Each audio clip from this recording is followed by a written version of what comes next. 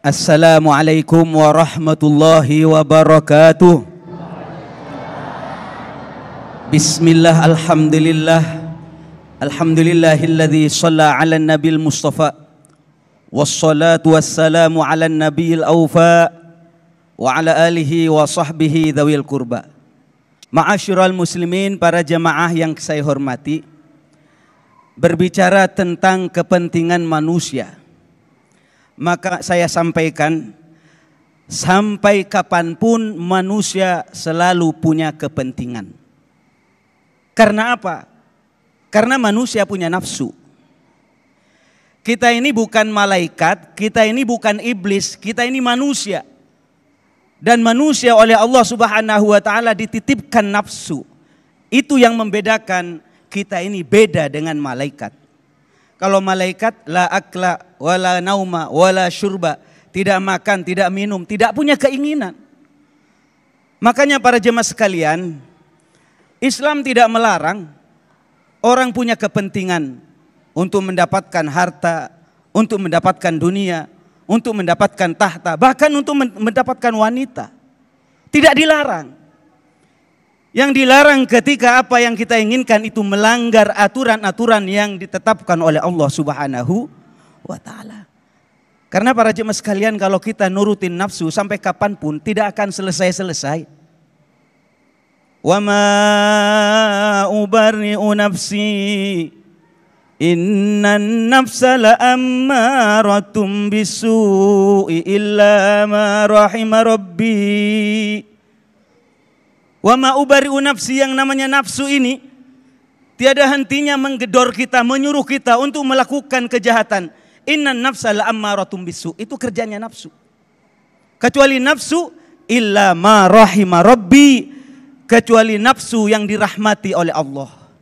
Yakni nafsu, di saat nafsu tersebut mengikuti aturan Allah, ini perintah Allah diikuti, larangan Allah dihindari, maka nafsu itu akan menjadi nafsu mutmainnah, nafsu yang tenang. Makanya para jemaah sekalian, agar nafsu tidak liar, jangan sampai kita mengatakan, mumpung masih muda, dipuas-puasin, muda foya-foya, tua kaya raya, mati masuk surga. Pengennya kita begitu. Tapi surga apa memang punya kita apa?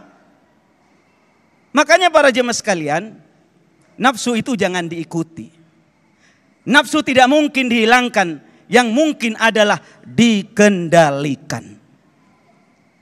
Makanya Imam Busiri di dalam kitab Burdahnya mengingatkan, wa nafsu katifli in tuhmilhu syabba ala hubbir radai wa in taftimhu yam fatimi.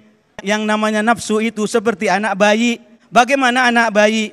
Kalau dia mau netek kepada ibunya, tidak di stop, tidak disapih, sampai kapanpun terus akan nyusu. Betul Bu? Betul. Ibu punya pengalaman. Kalau bapak-bapak nggak tahu lah, taunya nyusu. Wa in taftimhu yam fatimi, kalau di stop, disapih, selesai.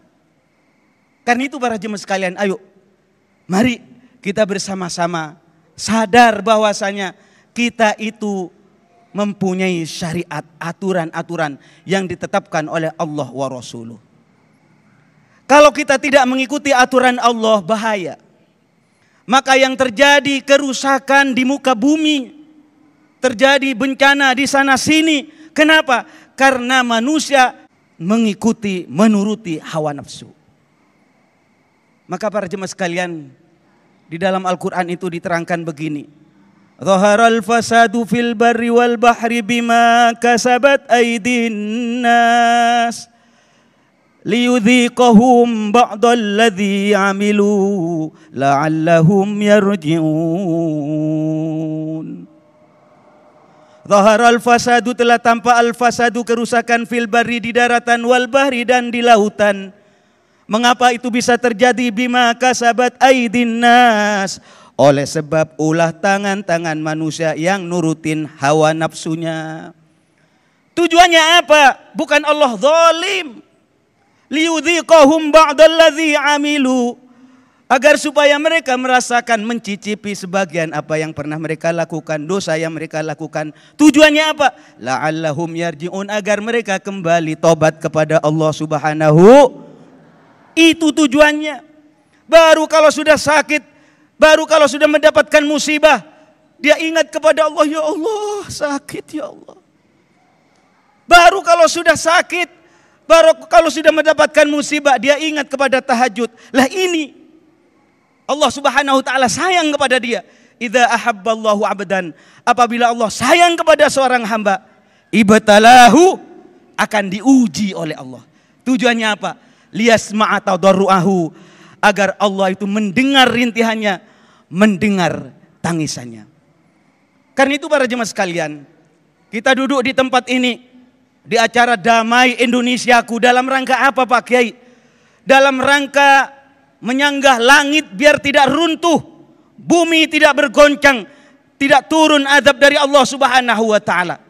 Agar apa? Agar kita diselamatkan, menahan hawa nafsu kita, agar kita mengerti mana itu perintah Allah, mana larangan Allah. Naudzubillah Pak. Apalagi kalau kita menuruti hawa nafsu, nafsu harta, nafsu wanita, nafsu tahta. Ini fakta dan nyata.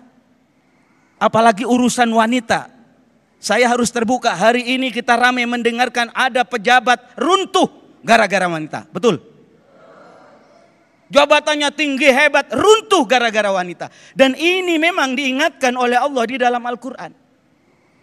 Kalau kaidah syaitan, tipu daya syaitan, dha'ifa. Tipu daya syaitan itu lemah, remeh, bisa dilawan.